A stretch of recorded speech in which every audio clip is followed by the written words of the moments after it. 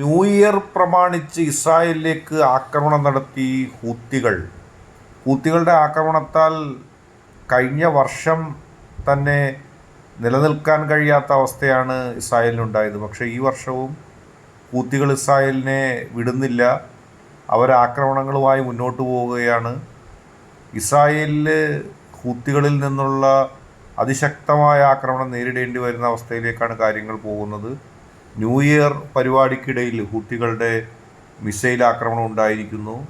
അതിനു മുൻപ് അമേരിക്കയുടെ MQ-9 ഡ്രോൺ ഹൂത്തികൾ വെടിവെച്ച് വീഴ്ത്തിയിരുന്നു.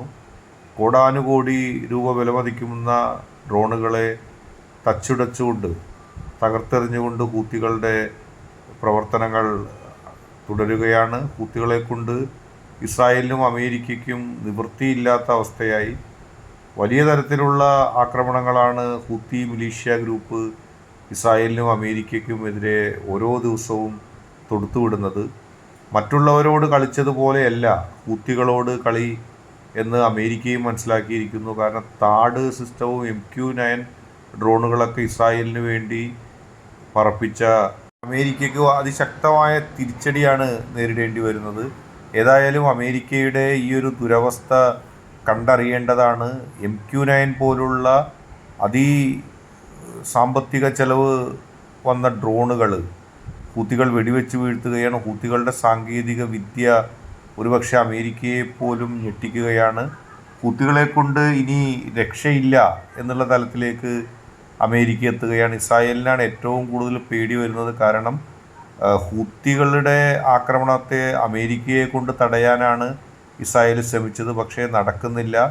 ഗസയിൽ നിന്നും ലെബനോനിൽ നിന്നുള്ള ആക്രമണങ്ങൾ പോലെയല്ല ഹൂത്തികളുടെ ആക്രമണം എന്നവർക്ക് കൃത്യമായിട്ടറിയാം. ഹൂത്തികൾ സർവ്വസജ്ജരാണ്. 2000 കിലോമീറ്ററിന് അപ്പുറത്ത് നിന്നുകൊണ്ട് അമേരിക്കയെയും ഇസ്രായേലിനെയും വെല്ലുവിളിക്കാനുള്ള ശക്തി അവർക്കുണ്ടെങ്കിൽ അത് വലിയൊരു തിരിച്ചടി തന്നെയാണ്. ആ തിരിച്ചടിയെ മറികടക്കാൻ അവർ നന്നേ പാടുപെടേണ്ടി വരും.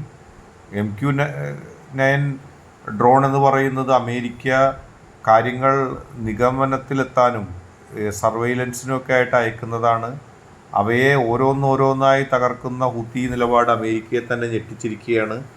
അതായത് ഹൂത്തികളുടെ അടുത്ത് ഒന്നും നടക്കുന്നില്ല എന്നുള്ളതാണ്. ഹൂത്തികളുടെ ഹൈപ്പർസോണിക്കും സൂപ്പർസോണിക് മിസൈലുകൾ വലിയ തരത്തിലുള്ള ഭയമാണ് ഇസ്രായേലിന് സമ്മാനിക്കുന്നത്. ഇസ്രായേൽ ആക്രമിക്കപ്പെടുമോ എന്നുള്ള ചോദ്യത്തിന് ഹൂത്തികൾ ഇസ്രായേലിനെ ആക്രമിച്ചുകൊണ്ടാണ് മറുപടി നൽകുന്നത്. അമേരിക്കയ്ക്കാണ് ഏറ്റവും വലിയൊരു തലവേദന ഉണ്ടാകുന്നത്.